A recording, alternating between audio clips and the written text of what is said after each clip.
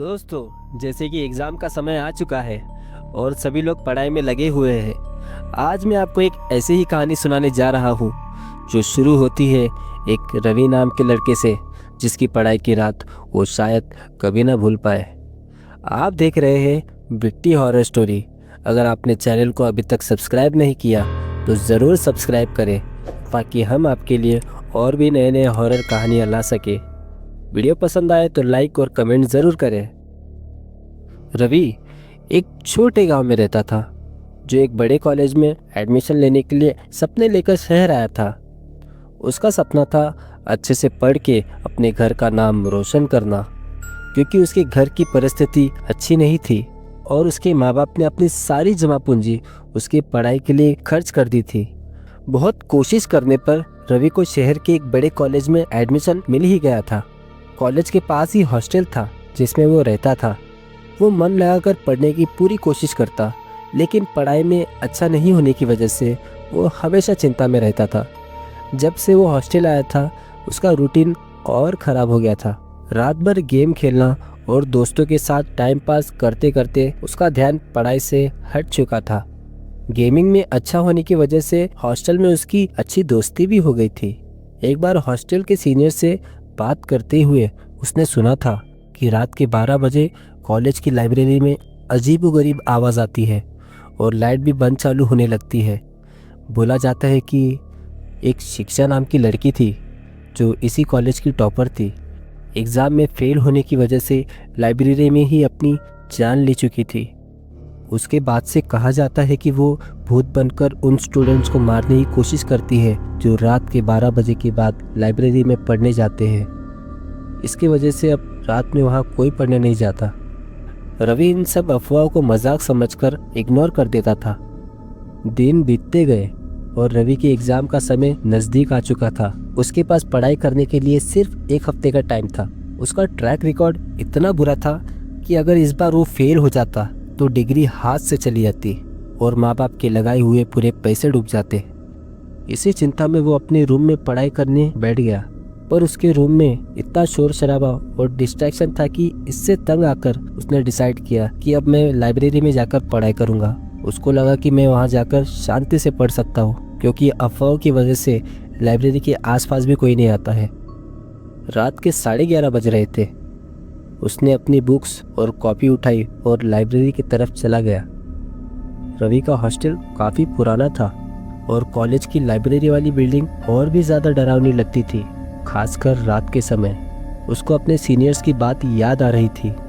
उसने अपने आप को समझाया कि ये सब बस मन का डर है, वो लोग सिर्फ मुझे डराने की कोशिश कर रहे होंगे। यही सोचकर रवि लाइब्रेरी के अंदर चला गया।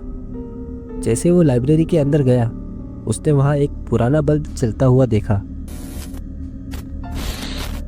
उसे देखकर ऐसा लग रहा था जैसे वो कभी भी बंद हो सकता है। हर तरफ सन्नाटा था। उसके कदमों की आवाज़ पूरे लाइब्रेरी में गूंज रही थी और साथ में घड़ी की टिक टिक की भी आवाज़ आ रही थी। रवि वहाँ एक कोने वाली टेबल पर जाकर बैठ गया, जहाँ वो ध्यान लगाकर पढ़ सके। वो अपनी गणित की किताब खोलकर प्रॉब्लम सॉल्व करना शुरू किया और आधा घंटा बीत चुका था और रात के 12 भी बज चुके थे।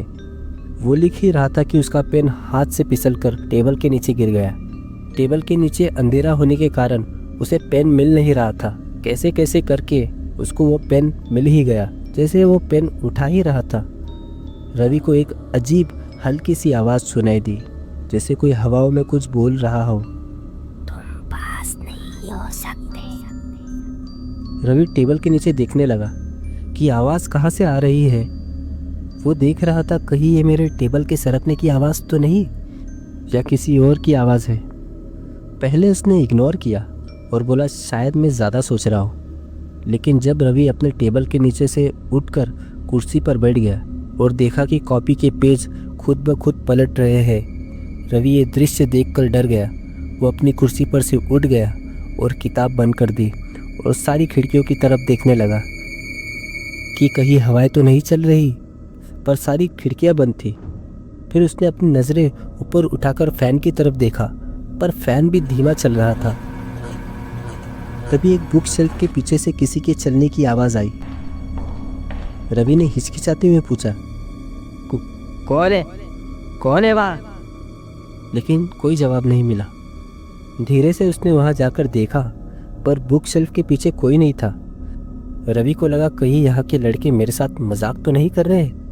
फिर जब वापस आकर उसने अपनी टेबल पर देखा कि उसकी कॉपी खुली हुई थी, उसमें लाल स्याही से लिखा था, शिक्षा वापस आ गई। रवि के होश उड़ गए।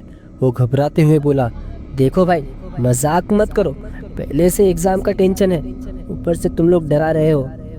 ऐसे बोलते हुए वो दरवाजे की तरफ आ गया और लाइब्रेरी का दरवाज़ा खोलने की कोशिश करने लगा, लेकिन दरवाज़ा बंद हो चुका था।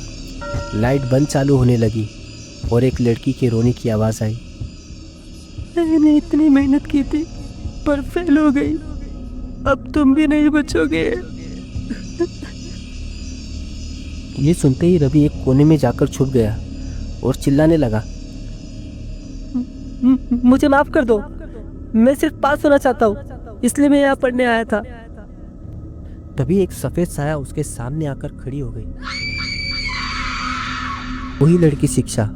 उसका चेहरा सफेद था, आंखें बिल्कुल काली थी, उसकी आवाज़ बहुत डरावनी थी। उसके हाथ में एक नोकीला पेन था, जिससे वो रवि को मारने के लिए और करीब आ रही थी। ये देखकर रवि के होश उड़ गए और वो सुन्न सा हो गया। उसको सांस लेने में दिक्कत होने लगी। वो लड़की की प्रेत ने उसकी आंखों में आंखें डाल के कहा, अगर पास होना है तो मेरी पढ़ाई पूरी करो, वरना तुम्हें भी अपने साथ लेकर चले जाऊंगी। रवि तुरंत वहां से भागने की कोशिश करने लगा, पर उसका शरीर हिल नहीं रहा था, जैसे उसको किसी ने पकड़ के रखा हो। वो थरथराता हुआ बीच लाइब्रेरी में बेहोश हो गया। सुबह जब लाइब्रेरी का गार्ड आया तो उसने रवि को ज़मीन पर पड़ा हुआ देखा। उसकी कॉपी में वही लाल स्याही से लिखा था, शिक्षा यही है, तुमसे मिलने वापस आएगी। रवि उस दिन के बाद हॉस्टल छोड़कर अपने घर लौट गया, पर उसकी ज़िंदगी नॉर्मल नहीं हो पाई। एग्ज़ाम में वो फेल हो गया और हर रात एक ही सपना देखता कि शिक्षा उससे बात कर रही है। हॉस्टल के स्टूडेंट्स कहते हैं कि लाइब्रेरी में अब भी लाइट्स अपने आप बंद चालू होती है और रात के टाइम हल्की सी आवाज़ सुनाई देती है, तुम पास नहीं हो सकते। तो दोस्तों, कैसी लगी आपको ये हमारी एग्ज़ाम की भूतिया कहानी?